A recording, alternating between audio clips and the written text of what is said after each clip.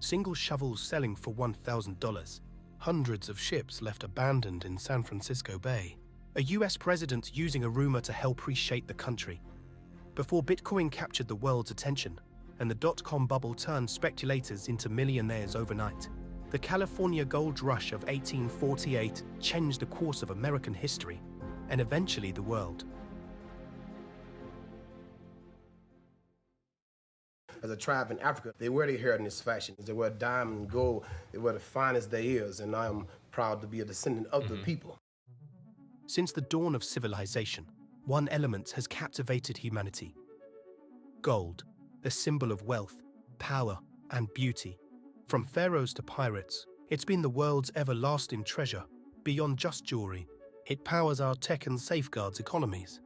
Gold has always been mankind's eternal fascination. California, 1848, a land of promise, of dreams. In the heart of this new land, a carpenter named James Marshall was about to stumble upon a discovery that would change the course of history. Born in New Jersey, he ventured west in search of employment as a carpenter, working in Missouri, Oregon, and finally, California. Employed by John Sutter, a Swiss-born businessman and land baron, Marshall was tasked with constructing a sawmill. Little did he know, the waters nearby held a secret. January 24, 1848. A day like any other, but as the river flowed, a sparkle caught Marshall's eye. Gold. Pure, unadulterated gold. The discovery was earth-shattering, enough to change the life of a penniless carpenter. So Marshall tried to keep it a secret. After all, gold could bring fortune, but it could also bring chaos. But as with many secrets, word got out. Soon, the state of California would be changed forever.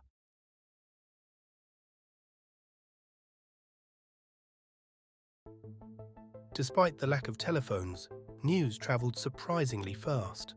Newspapers caught wind of the discovery, and the headlines spoke of a golden opportunity, thanks to one cunning entrepreneur who understood the power of viral marketing long before its time. Samuel Brannan, an American settler, businessman, journalist, and soon-to-be California's first millionaire. But Brannan didn't find his riches by digging for gold. When word of the discovery at Sutter's Mill began to spread across the foothills, the entrepreneur seized the opportunity with a two-part plan. First, Brannan bought every pickaxe, shovel, and pan available in the region. With the resources secured, he deployed the second part of his plan. The businessman took to the streets, shouting about the discovery of gold in the American River. As his newspapers helped spread his marketing message across the country, tens of thousands of hopeful prospectors made their way to the Sierra Nevada mountains. With demand for mining supplies at an all-time high, Brannan began reselling the provisions at a tenfold increase from previous prices.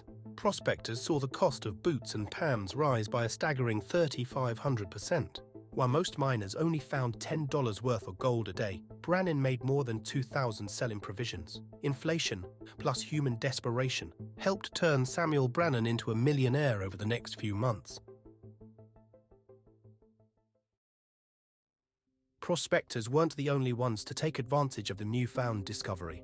With America's eyes turned westward, fueled by a dream, President James Polk confirmed the discovery during an address to Congress. The accounts of the abundance of gold in that territory are of such an extraordinary character as would scarcely command belief. Using the gold rush, Polk championed Manifest Destiny, pushing America's borders to the Pacific. The end result enticed Americans to settle the West before the British ever could. The temptation of fortune was irresistible. An estimated 300,000 people migrated to California during the rush. From the East Coast, South America, China, and even Europe, adventurers and dreamers set their sights on the Golden State. They became known as the 49ers. Their journey was fraught with life-threatening hardships. Some took to the seas, facing months of treacherous waters. Others chose the overland route, with its own set of perils, hostile terrains, disease, and the ever-present threat of bandits. As the 49ers poured into California, makeshift camps sprung up along the riverbanks. These were the gold mining camps, buzzing hubs of hope and desperation. Most miners barely made enough to cover their expenses. Inflation was rampant. At its peak, a slice of bread could cost you a whopping $100, and a single shovel could set you back $1,000. San Francisco's dockyard was littered with abandoned ships. Crews deserted them to mine gold, leaving vessels to rot and eventually be repurposed as buildings. Modern estimates place anywhere between 50 to 70 sailing vessels currently buried beneath San Francisco's financial district. But entrepreneurs weren't the only ones to exploit the westward movement. Foreign miners were often charged exorbitant taxes, leading to tensions and even violent clashes. In 1850, the California legislature passed the Foreign Miners Tax, which imposed a monthly fee on miners from foreign countries. This tax was primarily aimed at Latin American and Chinese miners. The quest for gold was not for the faint-hearted. While many flocked to California's rivers, not all struck it rich. It was the cautious entrepreneurs who truly prospered by realizing that selling shovels, pans, and provisions was a guaranteed profit. San Francisco boomed. Landlords, bankers, and shipbuilders amassed a fortune. The real gold was in seizing opportunities, and men such as Levi Strauss and James Folgers seized on the opportunity of their lifetime to become the household names that we know today. Like Samuel Brannan, Strauss and Folger quickly realized that thousands of miners meant thousands of customers in need of supplies, including durable work pants and coffee. Many of the rare few who were lucky enough to strike gold would often squander their riches, ending up penniless within years. Gambling dens flourished, and miners, flush with newfound wealth, often gambled away their entire earnings in a single night. Unfortunately, where there's wealth, there's conflict. Disputes over claims became commonplace. The law was often a distant concept, and justice was settled by the barrel of a gun. The original inhabitants, the Native Americans, watched as their sacred lands were invaded. The West may have been a land of promise, but for many, particularly the indigenous, the promises were dark. California's first elected governor, Peter Burnett, stated in his second address that a war of extermination will continue to be waged between the races until the Indian race becomes extinct must be expected. Gold brought prosperity to many, but for the indigenous tribes, it manifested disaster. The gold rush was more than just a quest for wealth. It was a massive migration, the convergence of cultures. Towns grew overnight. San Francisco, once a quiet port, became the heart of it all. Ships docked with fortune seekers, and the city's skyline changed with each passing day.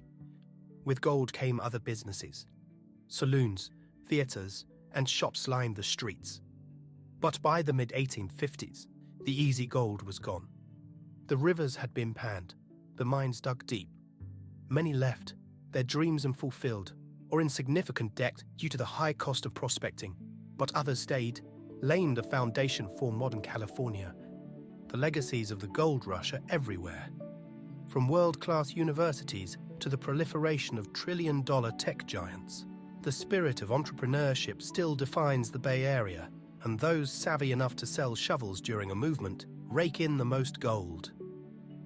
But beyond their history, there are tales that have become legends, of lost mines, of ghost towns, of fortunes still waiting to be discovered. The California Gold Rush of 1848, a cautionary tale of human spirit, ambition, and the relentless pursuit of prosperity,